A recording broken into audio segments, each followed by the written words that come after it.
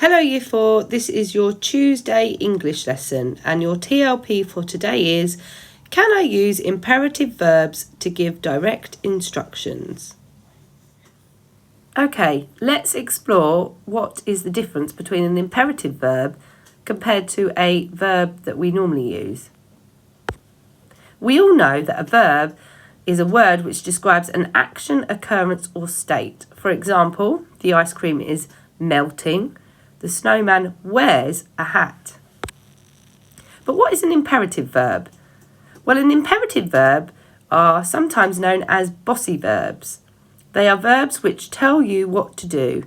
They are often seen at the beginning of a sentence and create a command. For example, eat your lunch, tidy the cloakroom, write today's date, walk home after school.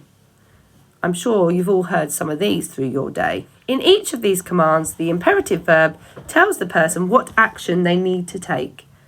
Let's see if you can spot some imperative verbs.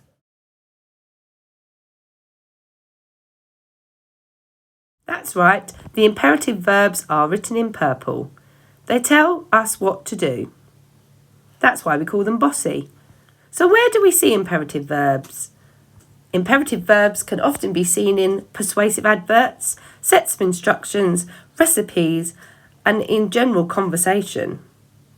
That's why we're using imperative verbs in our guide, because it's like a set of instructions on how best to keep your lost thing. Can you think about what imperative verb might go in this sentence?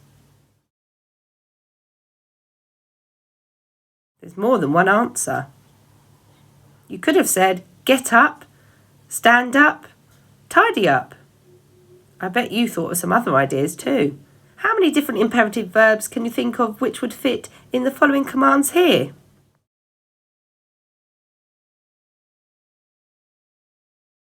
Let's spin the wheel and you see if you can think of a sentence with the imperative verb in. Can you tell somebody else in your house your sentence? See if they can spot your imperative verb. Have another go.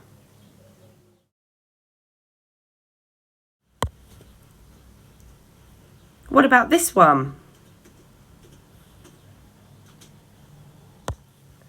One more. Fantastic. We now understand imperative verbs. That's going to really help us in our lesson today. Okay, Year 4, if you've picked up your new pack from school, you need to have a look through and try and find this sheet. You'll notice in the top right-hand corner, I've written video lesson on it. So now that you have a good understanding of imperative verbs, your task for today is to write some sentences about your lost thing that you've created, thinking about some direct instructions that you could give your reader on how to look after your lost thing. Your sentences should start with your imperative verbs. Okay, I'm now going to model to you how to write some sentences starting with some imperative verbs. These will give your reader some direct instructions on how to look after your lost thing. Feed, so that's my imperative verb. This lost thing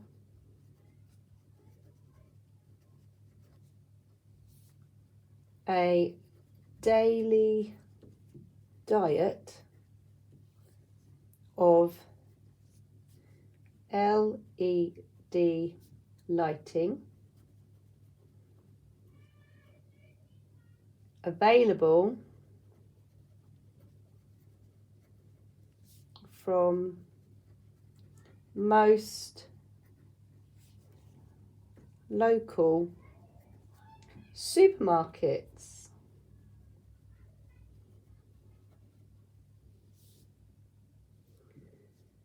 Ensure that, so there's our next imperative verb, you serve it plugged to avoid electrocution. Don't want our lost thing to get hurt. Okay, I could do another sentence, but I'm going to leave you to have a think about that. So for habitat, house this creature in a comfortable, cozy, outdoor living space. So you'll notice I am using lots of my ideas from yesterday, my technical language, and weaving it in to these sentences to relax and unwind. Add, so that's my next imperative verb, add soft furnishings like cushions, rugs, and blankets for extra warmth.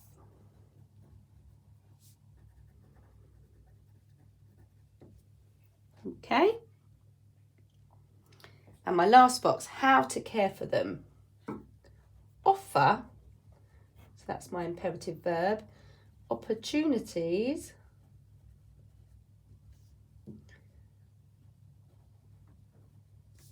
for regular exercising to keep it happy.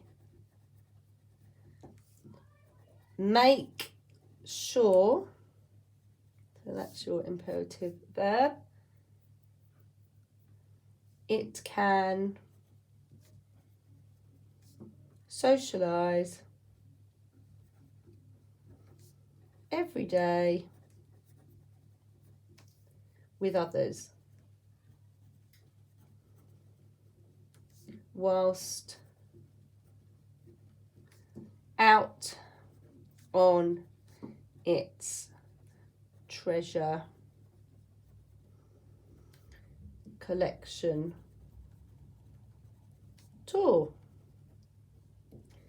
Right, really pleased with those. I've had a go at 2 imperative verbs in each box. You might think of more, and why don't you underline your imperative verbs as well to show me that you understand which words are the imperative verbs. I look forward to you reading some out on Zoom later. Good luck, Year 4.